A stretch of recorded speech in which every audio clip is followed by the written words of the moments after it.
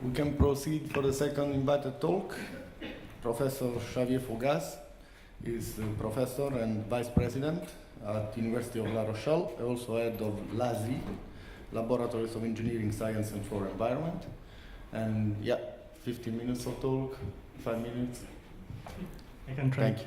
Thank you. I would like to thank the organizer to give me the opportunity to present our work.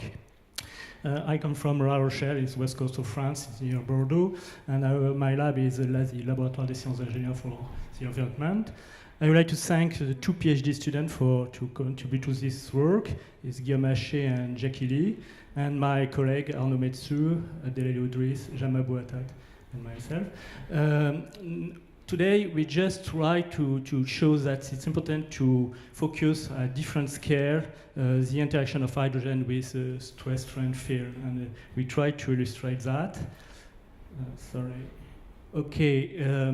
The motivation of our group is to edit a formation to define a critical state which correspond to damage initiation. And it's now well known that we have some phenomenological model and interpretation of some experimental data based on the physical process.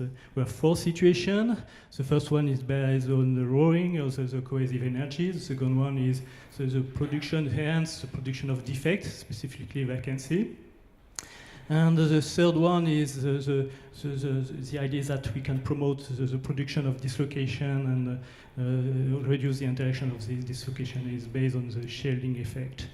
And the last one is the production of hydride, and it's supposed that this hydride is generally a brittle phase, which is not exactly the case.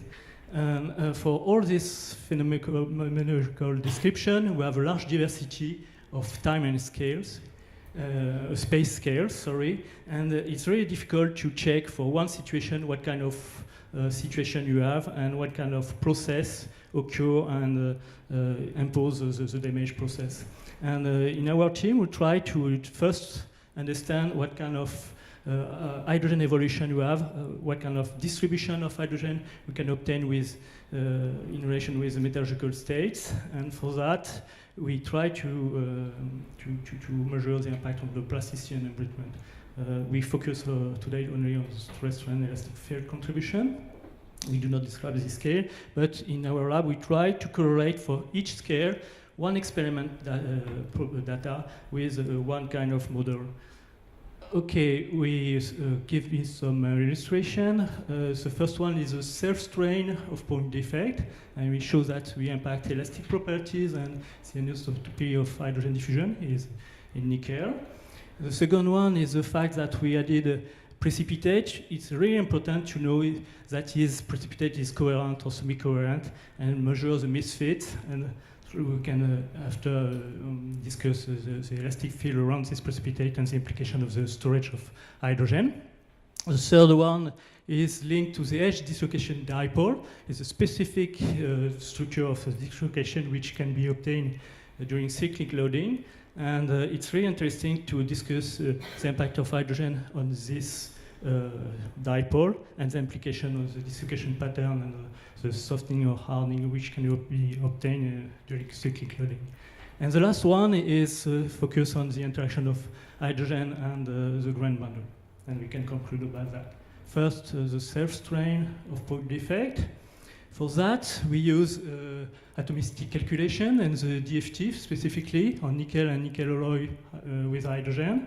We took intent and we performed different loading, hydrostatic pressure, orthorhombic strain, and monoclinic strain.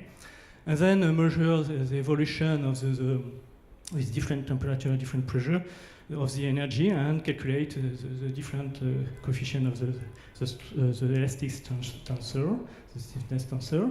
And then we present here the comparison with this calculation in blue curve, and in red curve is the experiment obtained for nickel with different addition of hydrogen in room temperature.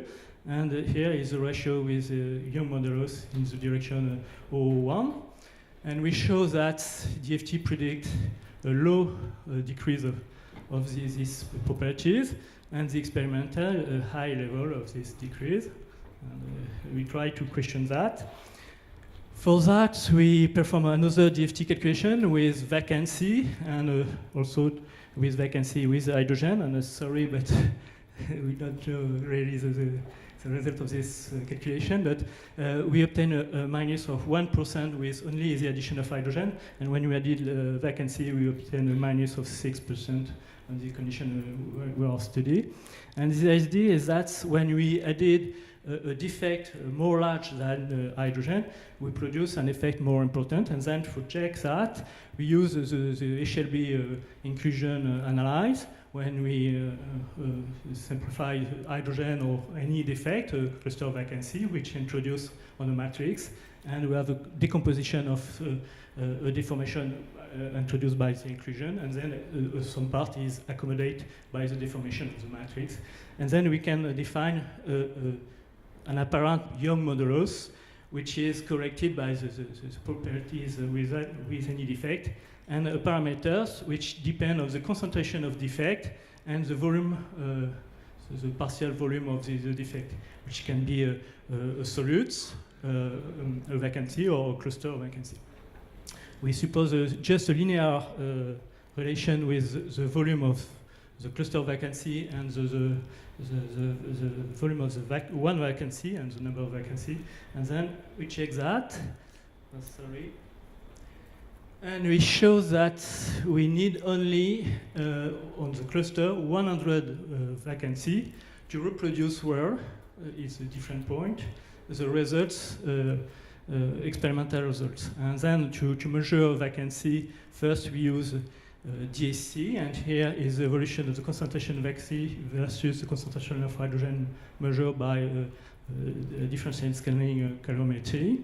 And also we can try to check for this point by TM the situation of the material, and we show that we have small cluster of vacancy with the size of around 5 nanometers, which is a nice result and validates this idea. And for the future, the question is that what is the interaction of the production of vacancy during a cyclic loading and the production of vacancy during the addition of hydrogen is actually what we want to work.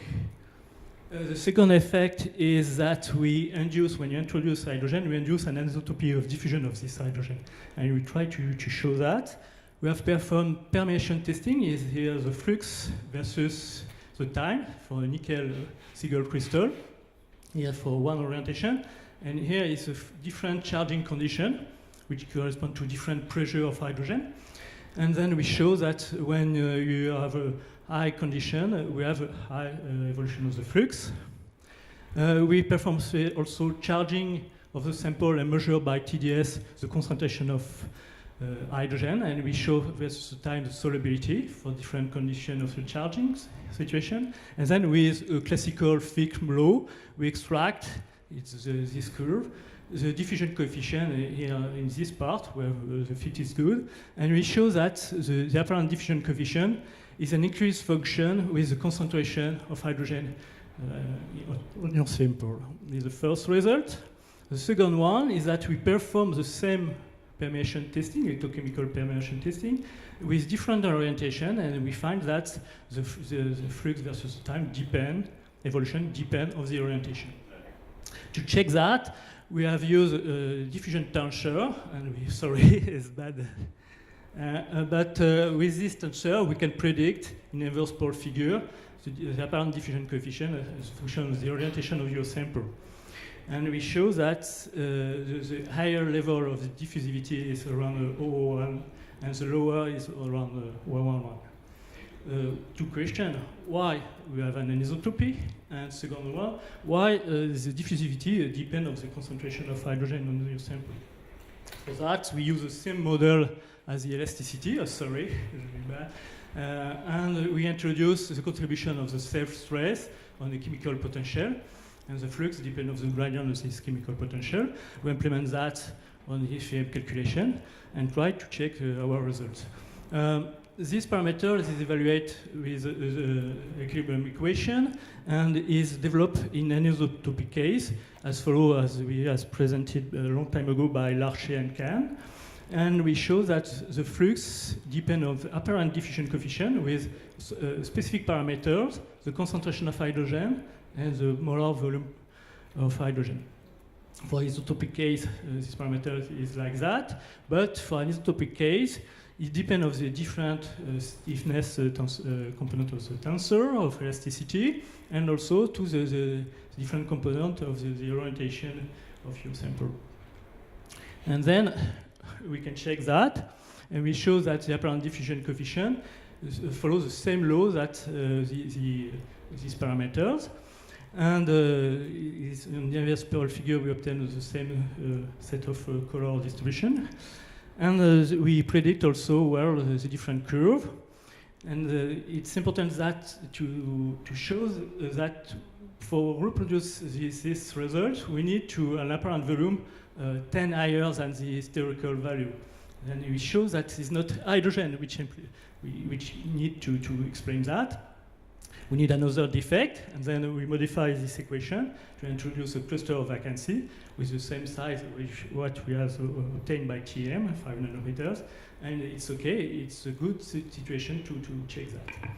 Okay, just a small comment. In fact, when we introduce hydrogen, we produce some defect and some cluster of defect which modify the diffusivity of hydrogen. We have an isotopy of properties, but also we modify the elastic properties. Well, now we focus on the effect of precipitate. We have shown many presentations where we try to check the effect of precipitation on the hydrogen enrichment. But the first question is not only focus on the fraction of this kind of precipitate.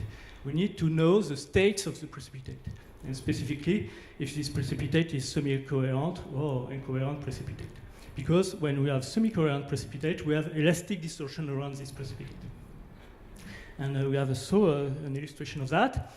It's so easy to measure by different technique. In our lab is TM. The misfit is the difference between the lattice parameters of the precipitate and the matrix. And then we can evaluate the hydrostatic strain around the precipitate, and then the stress is an isotopic calculation. And then we can evaluate the excess of the solubility, like that, for one precipitate. And when you integrate that for the fraction of the precipitate, we have an equation like that, with the ratio of the concentration of reversible trap linked to the distortion around the precipitate, and the solubility on the matrix. And we check that for Marta 6 tier. Here is the concentration of the reversible trap modelized by this equation. And here is the measurement, and we have a good check of that. One comment, it's the Marta 6 tier is more complex material, and we have many origins of this result. And for focus on a more simple material, we try to perform the same on the West alloy, is the nickel base alloy with a gamma prime precipitate, with a large fraction of precipitate. And then we charge this kind of precipitate, AQX precipitate. We measure by TM the evolution of the misfit as a function of the precipitate size, sorry.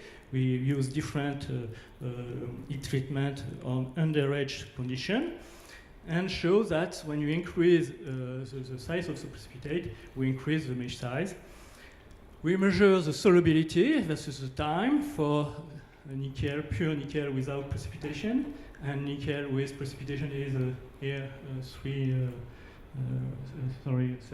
nanometer. And the red point is the variation of the size of the precipitation.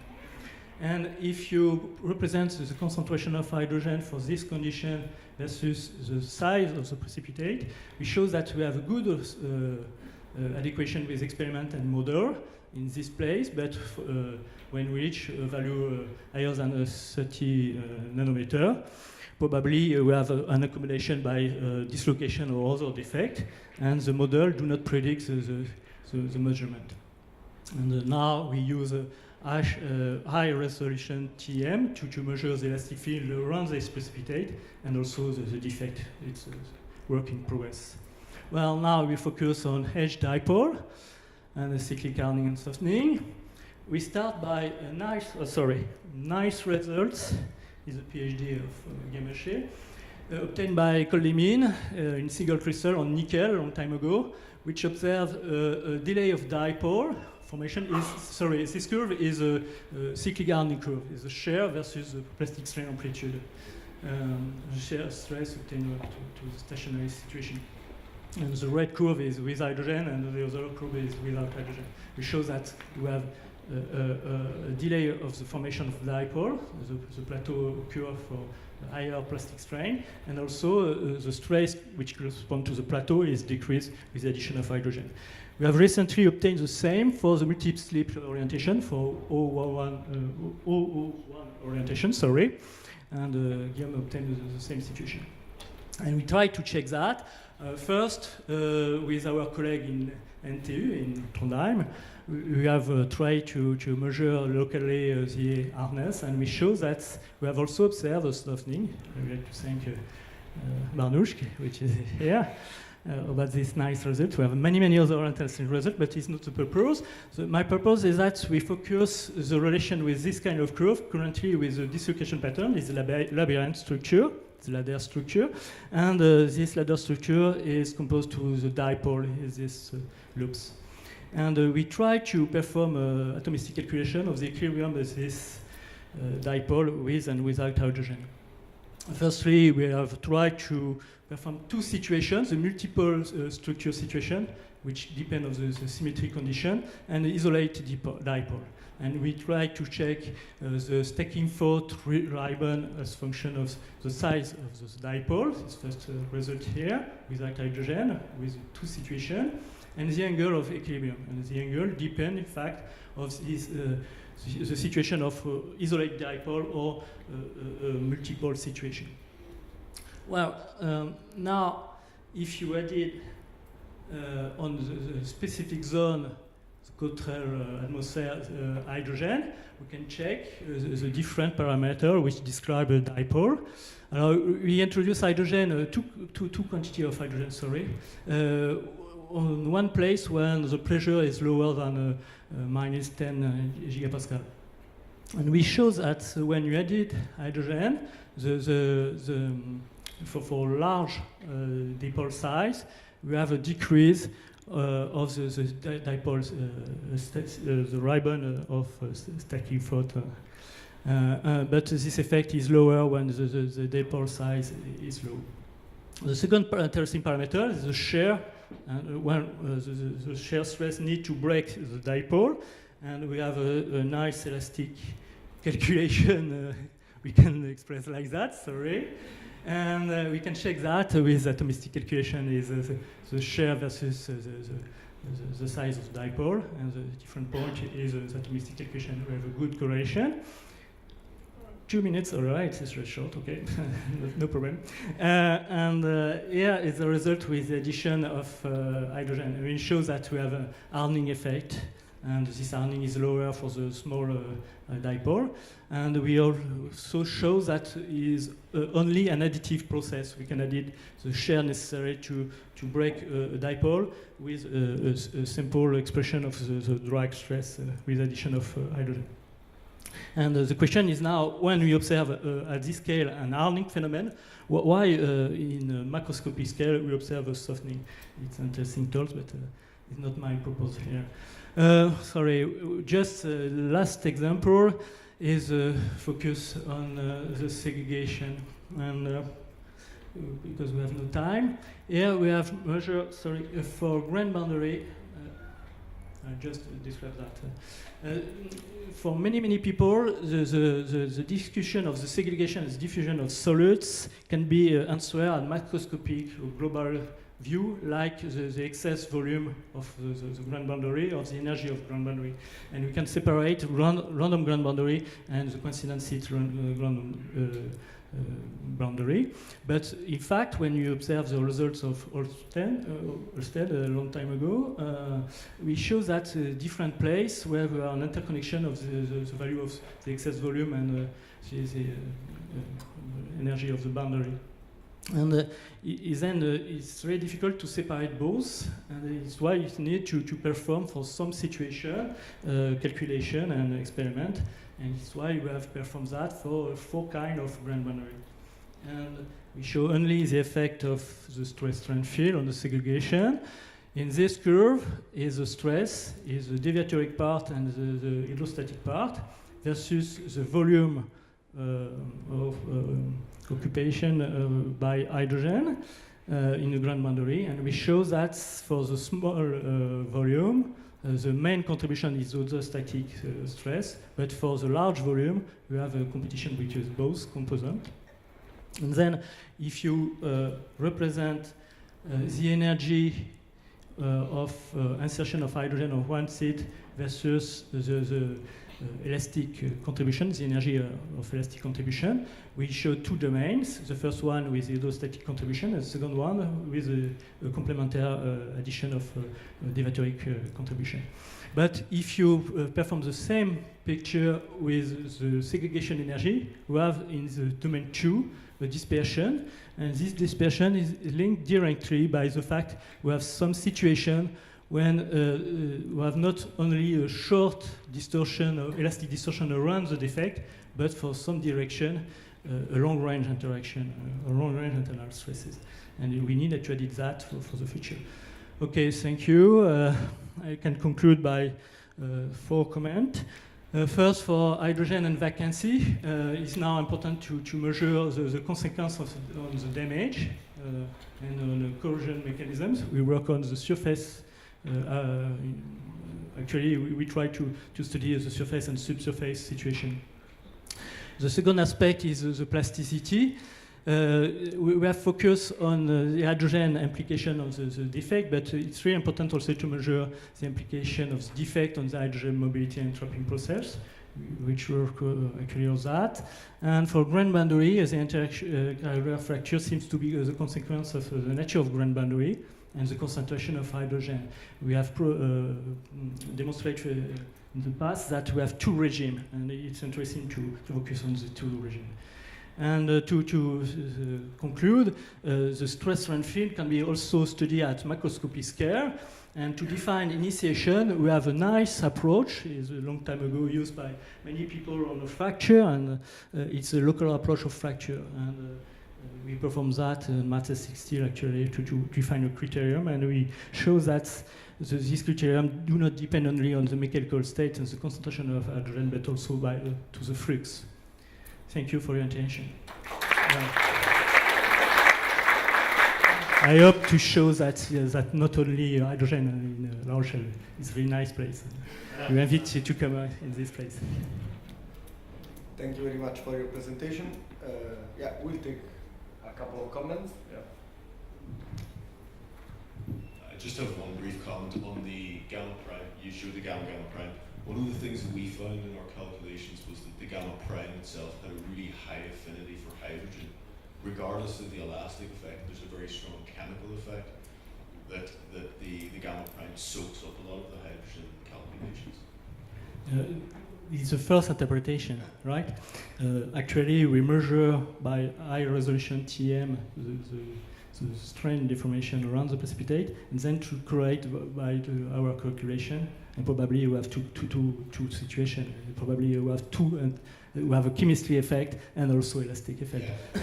My purpose is to show the interaction of hydrogen with elastic effect. It's not that we say it's only effect, right? Yeah, it's just a combination. Yeah, sure. But it's interesting to say it's this only effect, and then the difference can be interpreted by other effect. It's my philosophy. Any other comment? Question? Okay, if not, we can thank our speaker again.